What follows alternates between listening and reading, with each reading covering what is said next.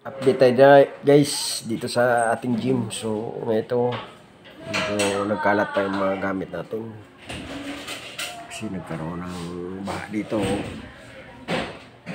So ngayon tuloy-tuloy pa rin ang buhay.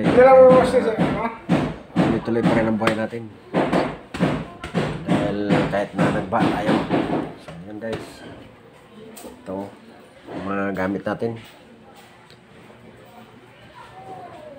Hindi pa naayos pagkalagay kasi doon sa taas nagkalat pa ang ating mga gamit. Kaya ito nangyari, kalat-kalat mo na ang mga gamit natin dito guys.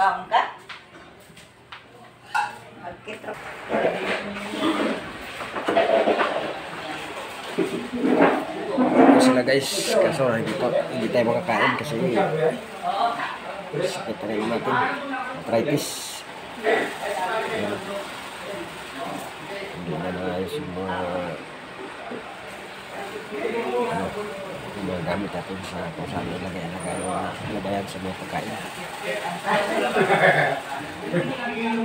Dito muna sa gym natin, tinambak ang mga gamit.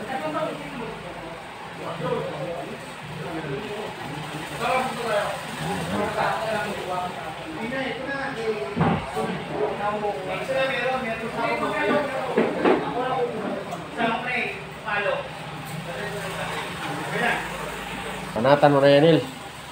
Matamis ba? Sino? Matamis? Panatin na.